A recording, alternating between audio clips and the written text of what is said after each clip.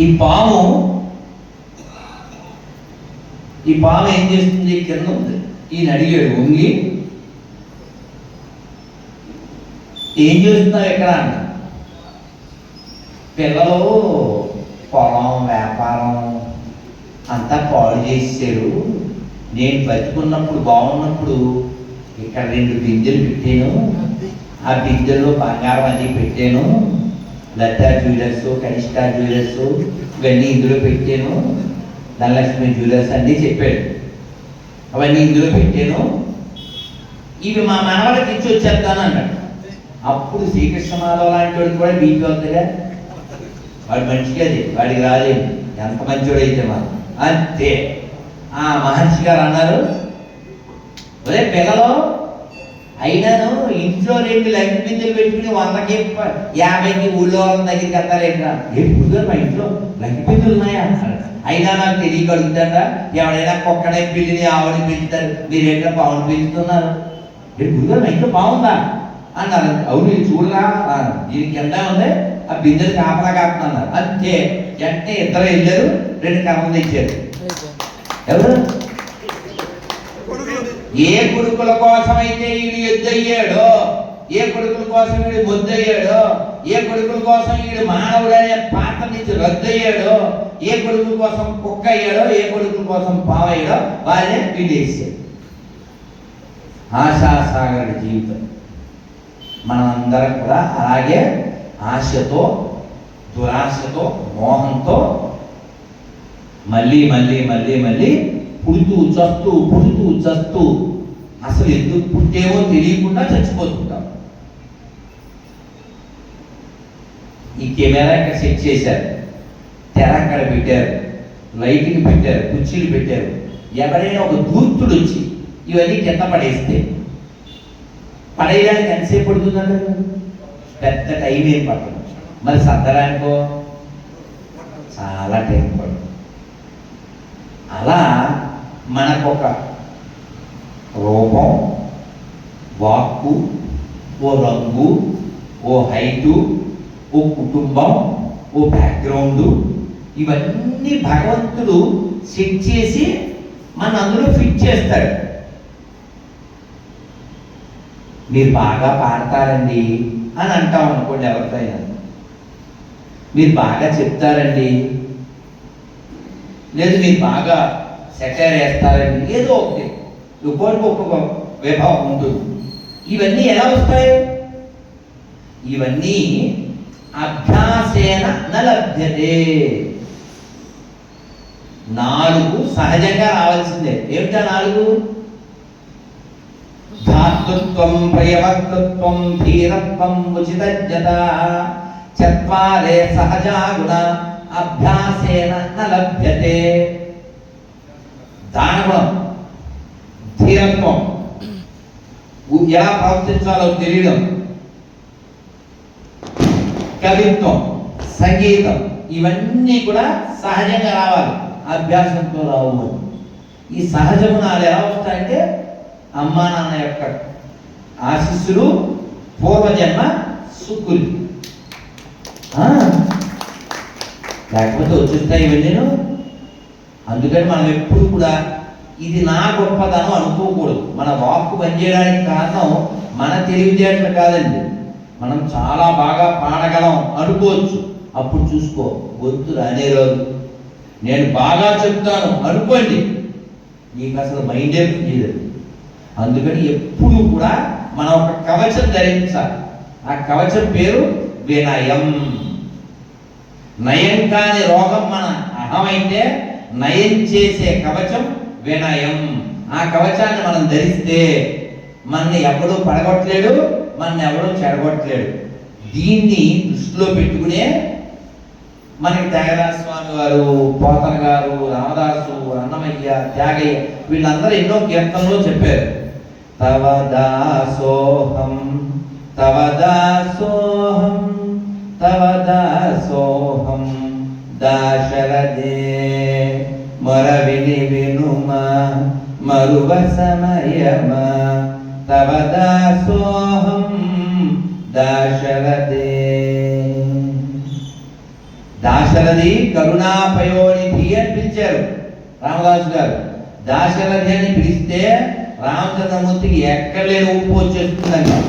ఆయన్ని ఇంకా జానకి రామ, అయోధ్య రామ, కళ్యాణ రామ, కోదండ రామ ఇలా పిలిస్తే పెద్ద కిక్కు రాదంట. దశరథ రామ, దాశరథి అంటే ఆయన చాలా ఆనందపడిపోతాడు. అందుకే శతకం రాశారు.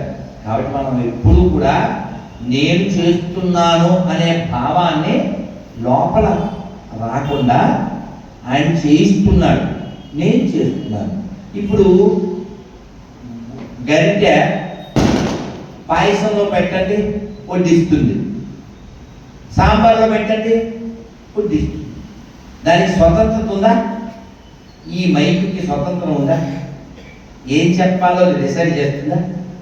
ఇదే మైకు, ఈ మైక్ సెట్ అబ్బాయి ఏ రికార్డింగ్ డ్యాన్స్లో పెట్టచ్చు, పెట్టి ఉంటాడు కూడా. అప్పుడు ఏవో వాడి ఉంటారు, ఇంకో లెక్చర్కి వాడి ఉంటారు, ఇంకో దానికి వాడి ఉంటారు. మనం ఏం మాట్లాడాలో డిసైడ్ కావాల్సింది మన లోపల, దీంతో కాదుగా. కాబట్టి మనము ఈ మైకులాగా దీనికి స్వతంత్రత లేదు, అలాగే మనకు కూడా స్వతంత్రత లేదు అని భావించి ఈ మౌత్ పీస్ ఎలా అయితే మన ఆధీనంలో ఉందో మనం ఆయన ఆధీనంలో ఉండాలి. ఆయన ఆధీనంలో మనం ఉంటే ఏం చేస్తాం? స్వతంత్రంగా ప్రవర్తించాలి అనుకోం. ఇందాక పృథు మహారాజు అడిగినట్లుగా, స్వామి మాకేం కావాలో నీకు తెలీదా? ప్రహ్లాదుని ఒళ్ళో కూర్చోబెట్టుకుని అడిగారు. ఎవరు? నరసింహస్వామి. ఏమడిగారు? ఏం కావాలి అన్నారు. ఏం చెప్పాడు ఈ పిల్లడు? ఏం చెప్పాడు? మీరు నాకు కనపడమే. మామూలుగా అందరూ మోక్షం అదే అడుగుతారు కదా, ఈయనేమి అడిగాడు? ఈయన అడిగారు మా నాన్నకి మోక్షం ఇయ్యాలి.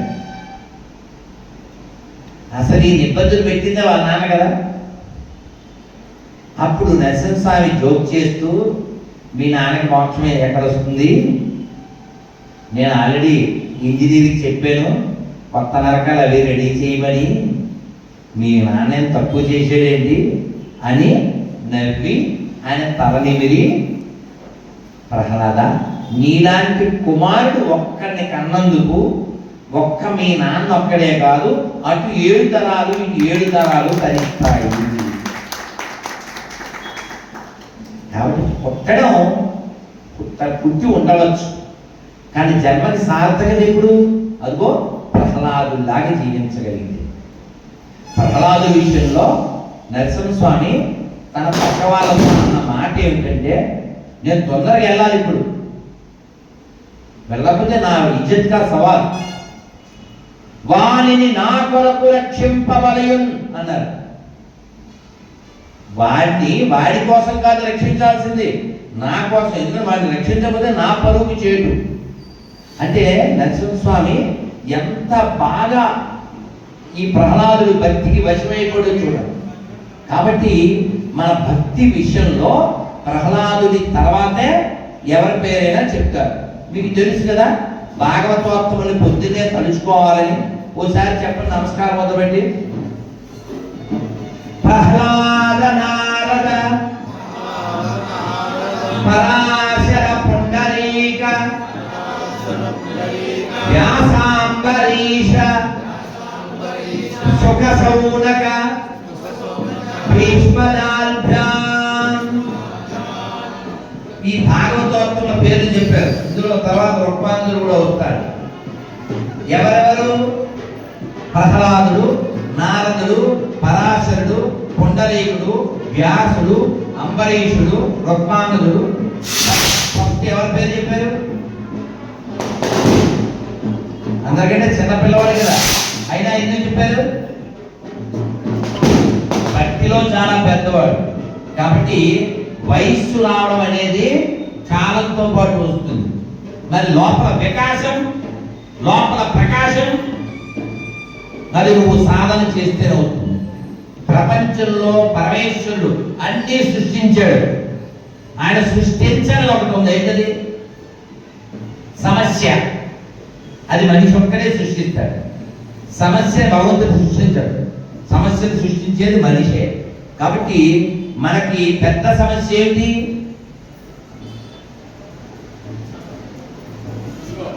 మన సమస్య పెద్దదేమిటి?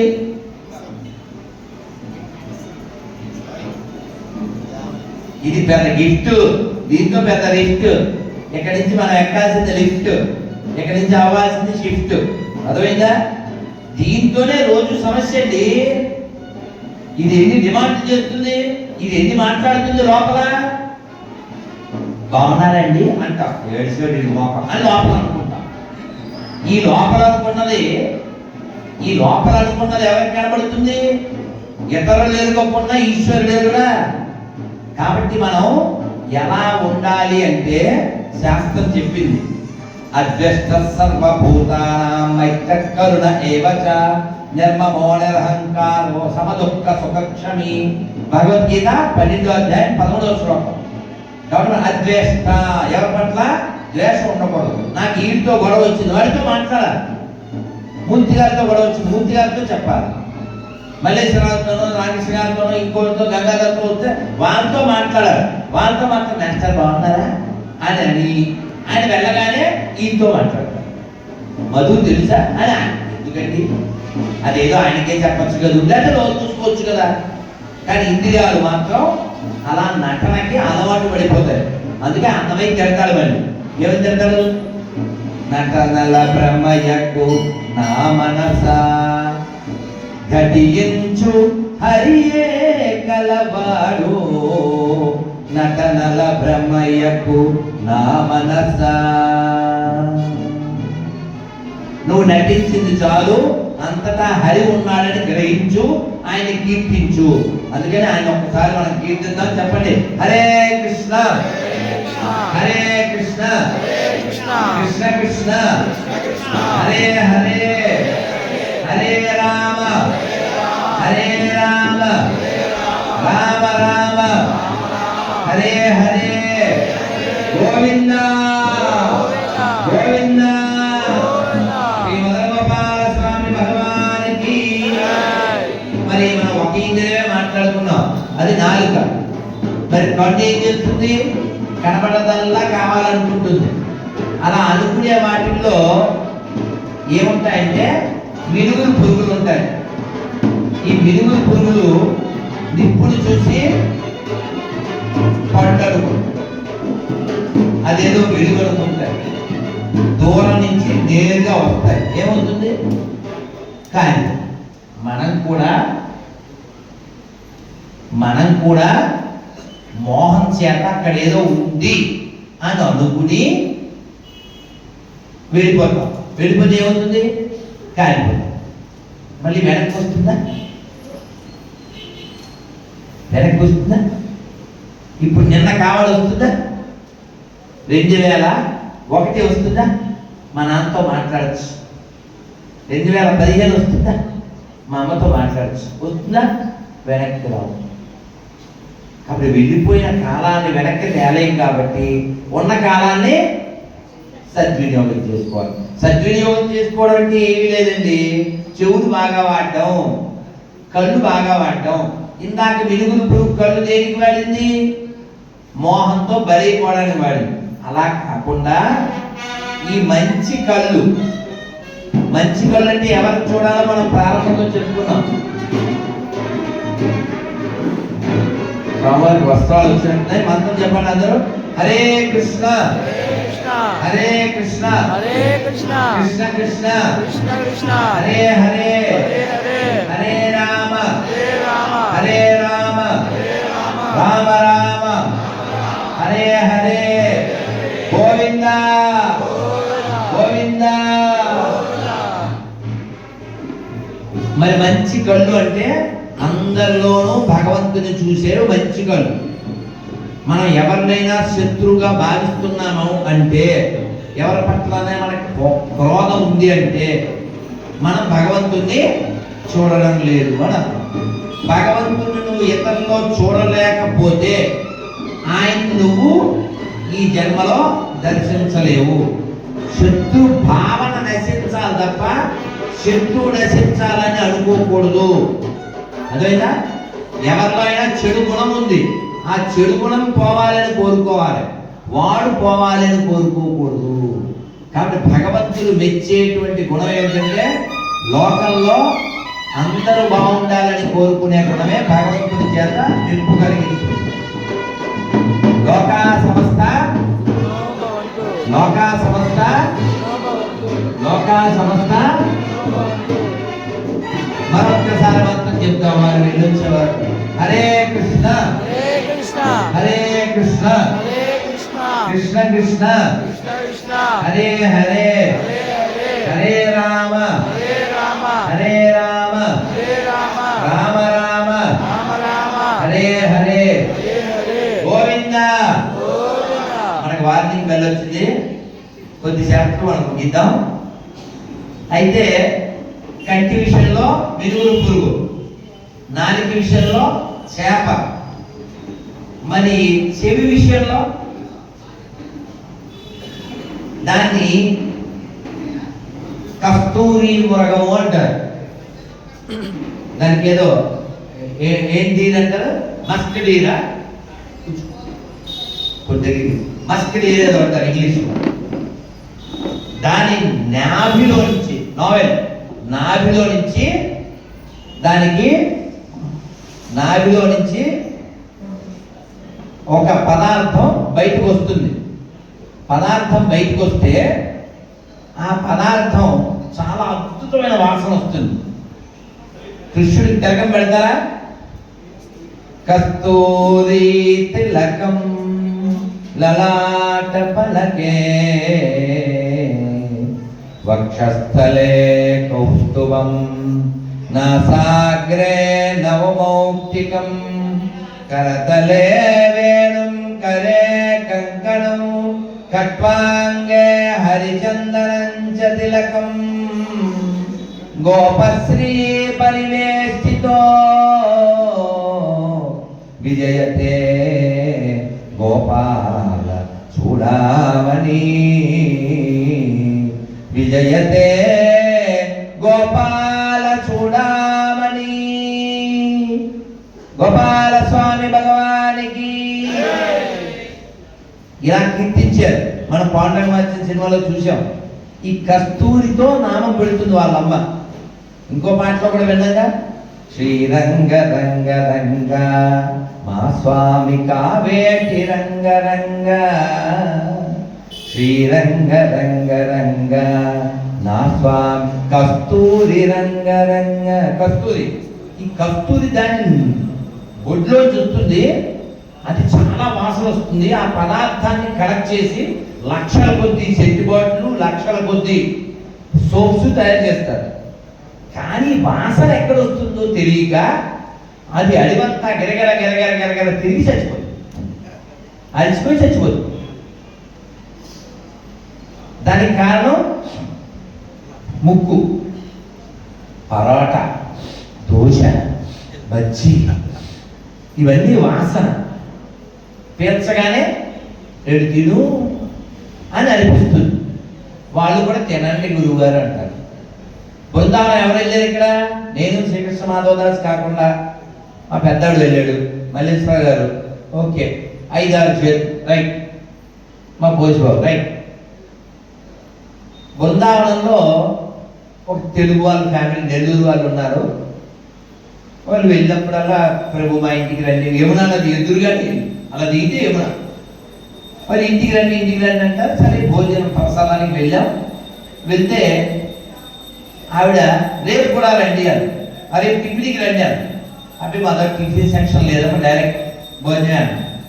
అయితే భోజనానికి రండి. ఈ మధ్యలో కాన్వర్సేషన్ ఏంటంటే, మీరు ఇలా ఒక్క భోజనంతోనే ఉంటారు కదా, ఎప్పుడైనా దోశ, పూరి, పెసరట్టు ఇలాంటి ఉప్మా తినాలని అనిపించరా అని అడిగింది. అమ్మ ప్రేమ కదా. నేనన్నాను ఏదైనా అప్పుడే అన్నాను. మీకు అర్థమైందా? అప్పుడే అన్న. అయితే భోజనానికి రండి అని భోజనం పెట్టలే, దోశ తీసి పెట్టి ఆ కాదు భోజనం పెట్టి. నేను అడిగానా దోశ? ఆవిడ ప్రేమ. కాబట్టి మనకి ఆశ ఉన్నా, అక్కడ పెట్టడానికి దోష ఉన్నా, సూర్యుడు వెళ్ళిన తర్వాత తినకూడదు. సూర్యుడు ఉన్నప్పుడే తిండి.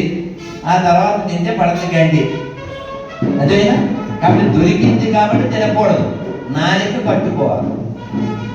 ఇవాళ ఏకాదశి అంటే పాలు తాగు, పండ్లు తిరు, లేదా పల్లీలు తిరు. ఇవాళ కూడా దోశలు, దాని మీద ఆశలు, అది కనపడగానే పెద్ద పెద్ద శ్వాసలు అవి చేయకూడదు. అర్థమైందా? కాబట్టి నాలుక విషయం, ముక్కు విషయంలో అలా ఉండాలి. కానీ ఆ డీల్ మస్క డీల్లో ఉండకూడదు. నాలుగోది ఉపమానం ఏమిటది? నాలుక అయింది, కన్ను అయింది, ముక్కు అయింది, చెవి. అది మామూలు జింక. మనందరం సినిమాలు చూస్తాం కాబట్టి ఫ్లూటు జింక ముందు ఊదు, సింహం ముందు కాదు. ఇదంతా వింటాం కదా మనం. ఫ్లూట్ ఊదితే జింకకి అలా మెస్పరైజ్ అయిపోయి నిలబడిపోతుంది. అంత వేగంగా పరిగెత్తగలిగే జింక బొమ్మలా ఉండిపోతే వాడు వేసేస్తారు. దాని చావుకు కారణం చెవి. ఈ మిరుగురు పురుగు చావుకు కారణం కళ్ళు. మస్కడీలు చావుకు కారణం ముక్కు. చేప చావుకు కారణం నాలిక. ఇంకొకటి మిగిలింది చర్మం. ధర్మానికి పెద్ద ఆటంకం ఇదే. దీనికి ఉదాహరణ ఏనుగు. ఏనుగు, మగ ఏనుగు, మత్తేమం, అది బాగా పొగరెక్కుంటుంది. దాన్ని లొంగదీయాలి. దానికి ఒక ప్లాన్ గీస్తారు. ఏమిటా ప్లాన్ అంటే ఆడ ఏనుగుకి ట్రైనింగ్ ఇస్తారు. అది వెళ్ళి చంద్రముఖిలో సాగు పాడుతుంది. తెలీదా మీకు? నేను పాడాలా ఏంటి? మీకు తెలుసుగా, ఆ సాంగే పాడుతుంది. అలా పాడి దాన్ని ఇలా టచ్ చేస్తుంది. ఇలాగ అలా ఈ దాని పొట్టని దీని పొట్టకి ఇలా రాసుకుంటూ ఆ వీపుకు రాసుకుంటూ వెళ్తుంది. అంతే. దానిలోంచి కరెంట్ వచ్చేస్తుంది. వెంటనే వచ్చేది అదే. అందుకని వచ్చేస్తే దాని వెనకాలే వెళ్ళిపోతుంది. వీళ్ళు ఆల్రెడీ స్కెచ్ గీశారు. స్కెచ్ ఏమిటంటే ఓ గొయ్యి తీసి ఆ గొయ్యి మీద చిన్న చిన్న సన్న కర్రలు పెట్టి, ఏ వెదురు బొమ్మలో పెట్టి దాని మీద గడ్డి, చిన్న కొమ్మలు, ఆకులు వేస్తారు. ఈ ఆడ ఏనుగు అక్కడ దాకా దాన్ని తీసుకెళ్ళి అక్కడికి వచ్చాక అది స్పీడ్గా కళ్ళు కనపడవు. ఇంకా దీనికి కళ్ళు కనపడదు, ఎందుకని అది ఒకటి కనపడదు. అక్కడ దాకా వచ్చి అలా పక్క తప్పుకోండి. అంతే. ఆ కర్రలు ఇరిగిపోతాయి. ఇది అందులో పడిపోయి ఎవడ్రా అని అరుస్తుంది. ఎందుకంటే ఇవాళ పొద్దున్న తిన్నదా శక్తి ఉంది కాబట్టి. మర్నాడు కూడా అరుస్తుంది. ఆ మర్నాడు సౌండ్ తగ్గుతుంది. ఫ్యాన్ 5లో ఉండేది 3లో పడుతుంది, తర్వాత 2, తర్వాత ఎండ్. అవి లోపల తీసేస్తారు 2. అదే వాళ్ళ ట్రెండ్. దానికి అలా రోజు, 2 రోజు, 3 రోజు, 4 రోజు, 5 రోజులు తిండి ఉండదు, నీళ్ళు ఉండవు. అది ముందు ఎవడా అని అరిచింది. కాస్త సార్ పైకి తీయండి సార్, హెల్ప్ చేయండి సార్ అని దీనంగా మొక్కం పెడదు. అప్పుడు దాన్ని పైకి తీసి 10 రోజుల తర్వాత ఎప్పుడో దాని ఇంద్రియాలన్నీ బాగా శోషించి అరిసిపోయిన తర్వాత అప్పుడు దానికి భయం ఎలా అవుతుందంటే ఒక సన్న గొలుసు కట్టి అక్కడ పెడతారు. సన్న గొలుసు. 5 నిమిషాలు మనం క్లోజ్ చేసేద్దాం అనుకుంటే సన్న గొలుసుతో కట్టి పెడితే ఈ ఏనుగు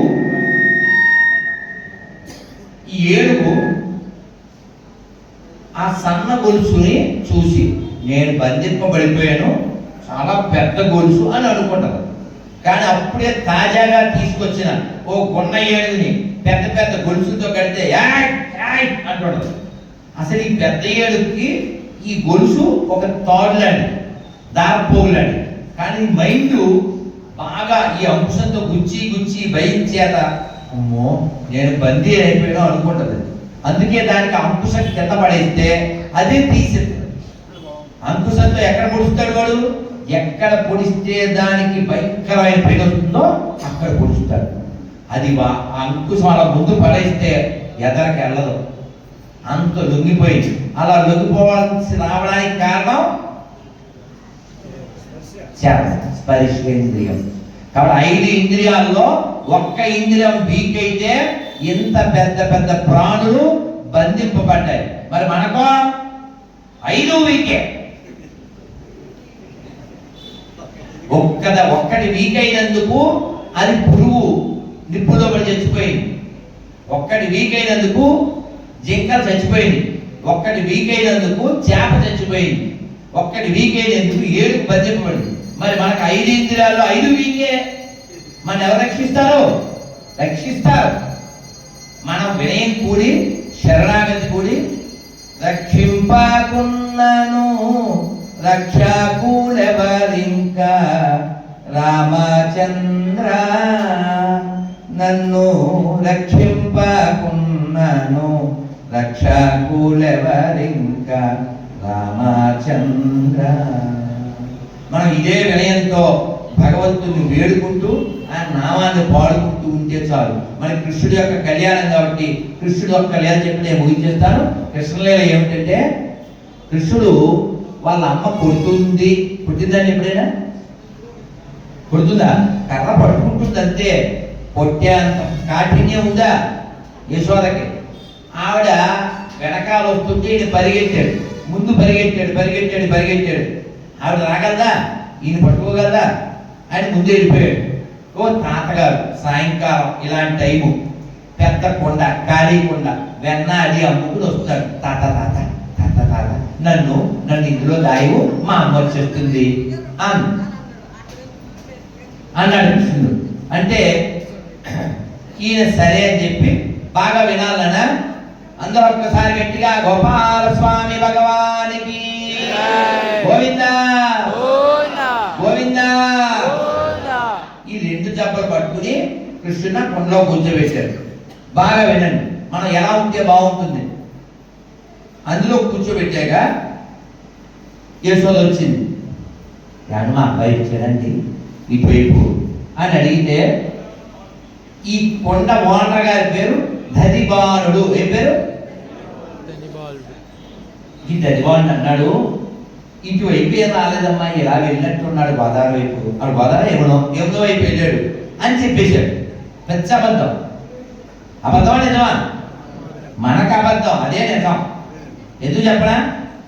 సత్యము సకల సురలలో నిత్యుడు శ్రీహరి నిర్మలుడు, ప్రత్యక్షమిదే ప్రాణుల లోపల అత్యంతము శరణన రోయితని గోవిందాది నామోచ్చారణ కొల్లలు దొరకెను మనకిప్పుడు.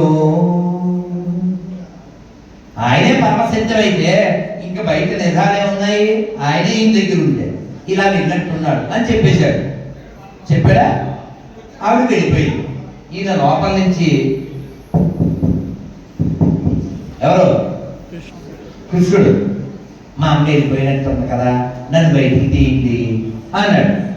ఈ కొండ వానర పేరు ఏంటి? దదిబానుడు. ఏం పేరు?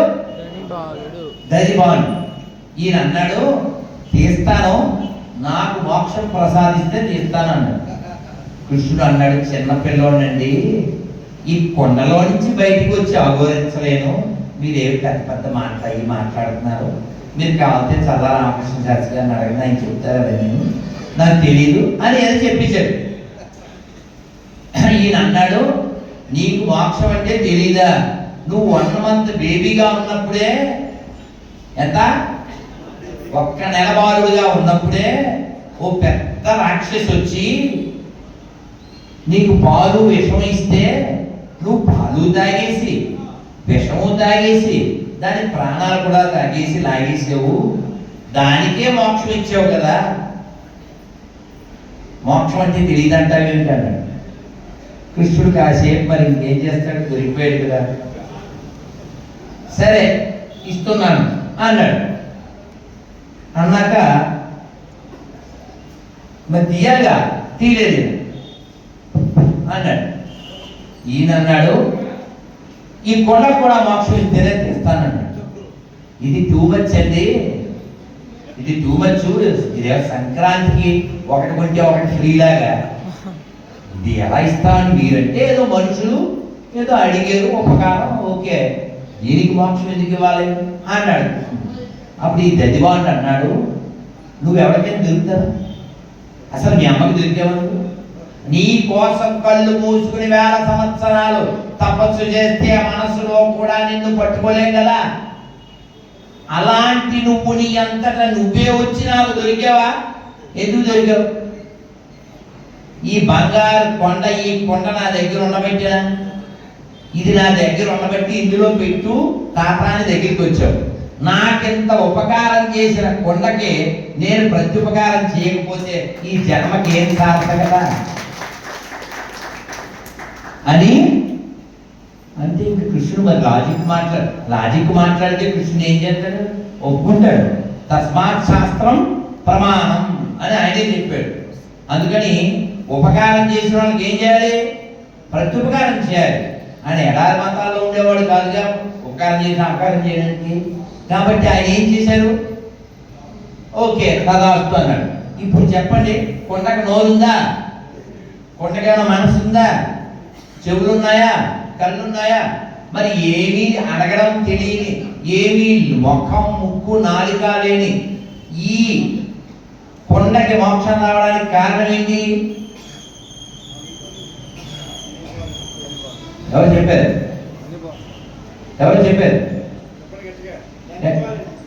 దదివాండు కొండ. ఏం పేరు మీ పేరు? ఎండపల్లి. గట్టిగా చెప్పండి.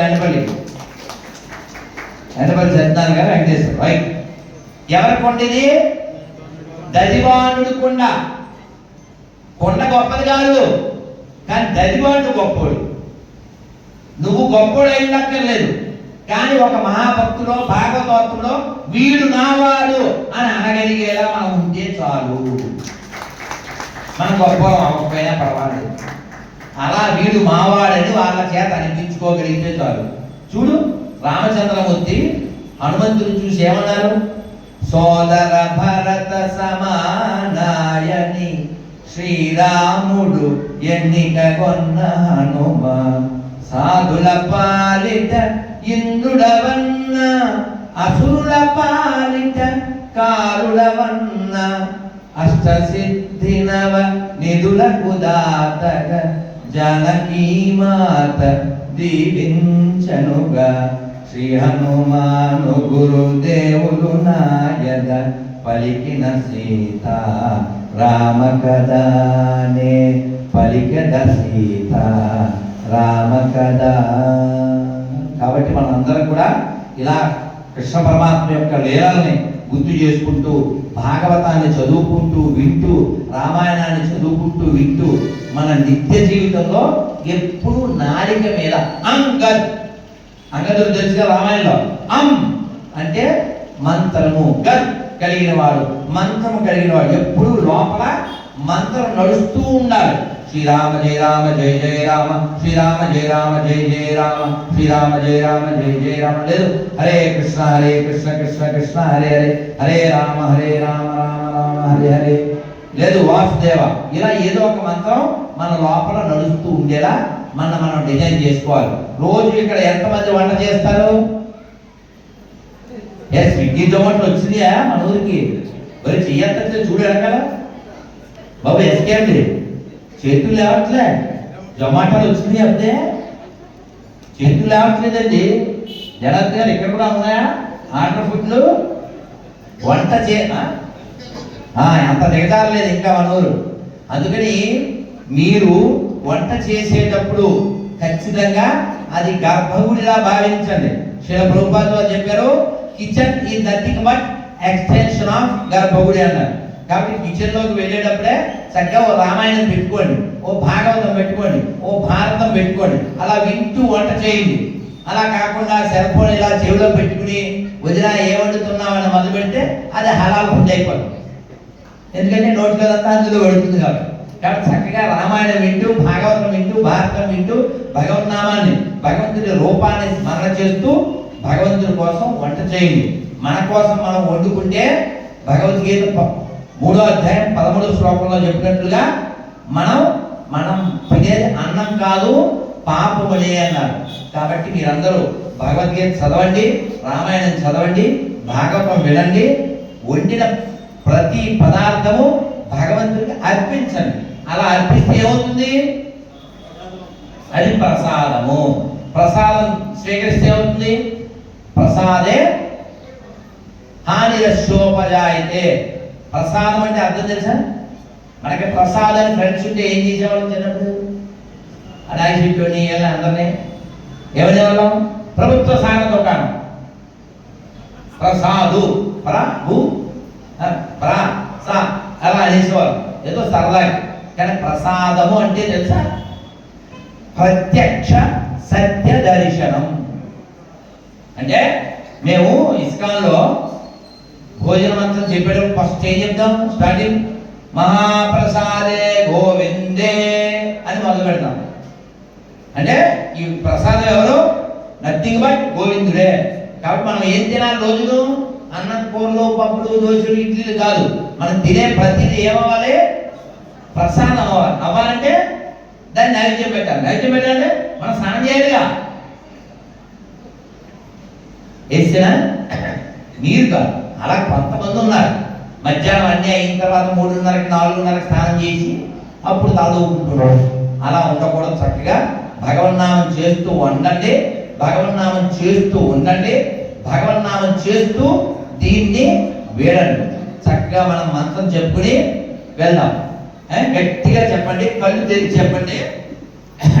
మన హనుమంత్ అని టైప్ ఇన్స్టిట్యూట్ ఉండేది కదా, ఇప్పుడు ఎక్కడున్నాడు?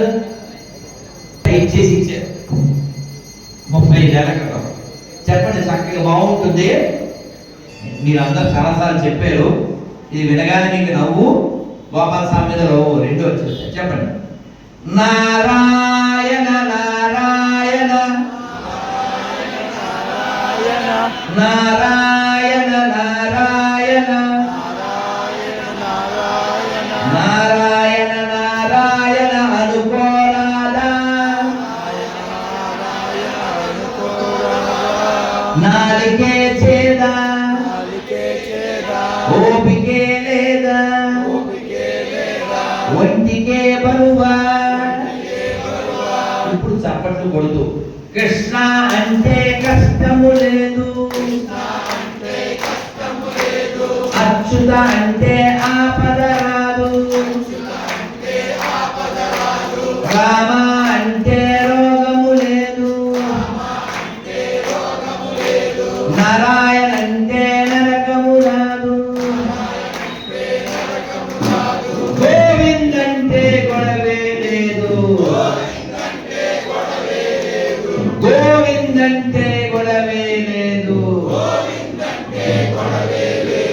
గోవింద గోవింద వెంకటరమణ గోవింద గోవింద గోవింద సంకటహరణ గోవింద. ఇప్పుడు చెప్పండి, గోవిందుడు కావాలా, గొడవలు కావాలా, అచ్యుతుడు కావాలా, ఆపదలు కావాలా, రాముడు కావాలా, రోగం కావాలా, నారాయణుడు కావాలా, నరకం కావాలా, కృష్ణుడు కావాలా, కష్టం కావాలా? మీకేం కావాలో మీకు తెలుసు, ఎలా సంపాదించాలో మీకు తెలుసు. ఎల్లుడు మధ్యాహ్నం భోజనం పోస్తారు తెలుసు. ఇంకా మాట్లాడితే నేను అయిపోతాను. శ్రీమద్ రమారమణ గోవింద, ఆంజనేయ వరద గోవింద, ప్రహ్లాద వరద గోవింద, శ్రీ రుక్మిణీ సత్యభామ సమేత శ్రీ మదన గోపాల స్వామి భగవానికి, శ్రీ మదన గోపాల స్వామి కళ్యాణ మహామహోత్సవకి, శ్రీ రాజ్యలక్ష్మీ మాయికి, శ్రీ గోదావరి మాయికి గోవింద గోవింద. మన పరస రాధాకృష్ణ గారి జైధ్వనిలో చాలా బాగా ప్రింట్ చేశారు ఈ కార్యక్రమాలన్నీ. నేను మన గ్రూప్లో అన్ని చూస్తూ ఉన్నాను, చదువుతూ ఉన్నాను. అందరూ కష్టపడితేనే ఇంత చక్కగా అవుతుంది. ఎవరెవరైతే ప్రత్యక్షంగా పరోక్షంగా ఈ కార్యక్రమం గోపాలస్వామి కళ్యాణోత్సవానికి సహకరించారో వారందరికీ గోపాలస్వామి యొక్క ఆశీస్సులు దండిగా మెండుగా నిండుగా కలగాలి అని కోరుకుంటూ గోపాలస్వామి భగవానికి ఈ అవకాశం నాకు కల్పించినటువంటి గ్రామ కమిటీ పెద్దలకి, అలాగే ఈ దేహాన్ని నాకు ఇచ్చిన మా అమ్మా నాన్నలకి, గోపాలస్వామికి నమస్కరిస్తూ స్వస్తి. ధన్యవాదాలు.